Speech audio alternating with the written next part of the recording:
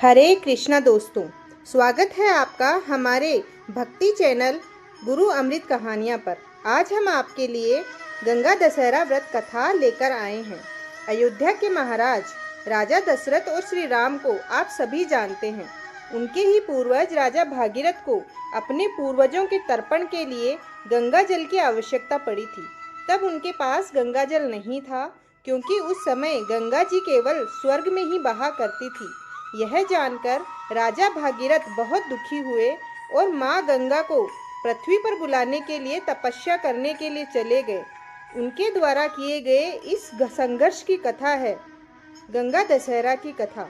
तो आइए जानते हैं विस्तार से इस कथा के बारे में। एक बार महाराज सगर ने व्यापक यज्ञ किया।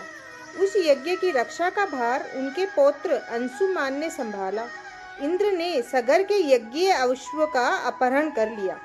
यह यज्ञ के लिए विघ्न था।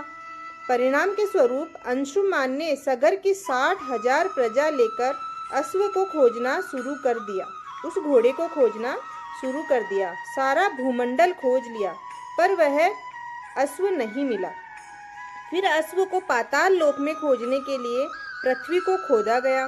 खुदाई पर उन्होंने देखा कि साक्षात भगवान महर्षि कपिल के रूप में तपस्या कर रहे हैं। उन्हीं के पास महाराज सगर का अश्व यज्ञ का घोड़ा अश्व वहां घास चर रहा है। प्रजा उन्हें देखकर जोर जोर से चिल्लाने लगी। महर्षि कपिल की समाधि टूट गई। ज्यों ही महर्षि ने अपने नेत्र खोले, त्यों ही सारी प्रजा भस्म हो गई। इन मृत लोगों के उद्धार के लिए महाराज दिलीप के पुत्र भगीरथ ने कठोर तप किया था। भक्तों, महाराजा सगर के पुत्र थे दिलीप और दिलीप के पुत्र थे भगीरथ। भगीरथ के तप से प्रसन्न होकर ब्रह्मा जी ने उन्हें वर मांगने को कहा, तो भागीरथ ने गंगा की मांग की। इस पर ब्रह्मा जी ने कहा, राजन, तुम गंगा का पृथ्वी पर अवतरण तो चाहते हो, परंतु क्या तुमने पृथ्वी से पूछा है कि वह गंगा के भार तथा वेग को संभाल पाएगी? मेरा विचार है कि गंगा के वेग को संभालने की शक्ति केवल भगवान शंकर में है।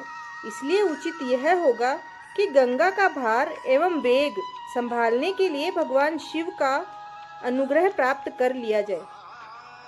तो आप ऐसा कीजिए कि आप भगवान शिव को खुश करने के लिए उनकी तपस्या कीजिए। महाराज भागीरथ ने वैसे ही किया।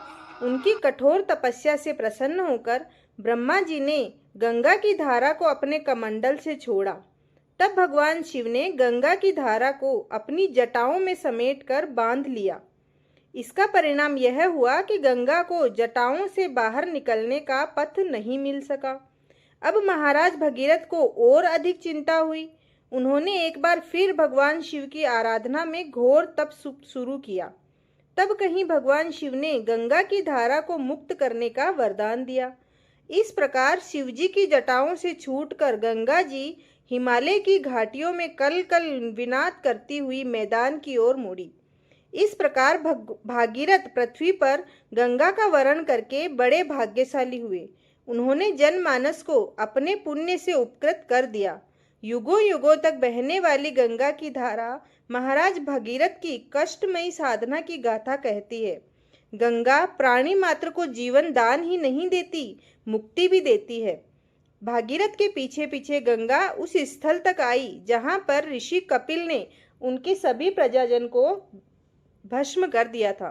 गंगा जैसे ही उस स्थान पर पहुंची, सभी प्राणियों की आत्माओं को मुक्ति मिली और वह स्वर्गलोक को पहुंचे।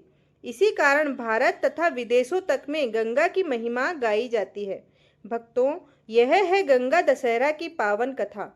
अगर आपको यह कथा पसंद आई है तो कमेंट में गंगा मैया की जय अवश्य लिखें और चैनल को सब्सक्राइब करना ना भूलें। धन्यवाद।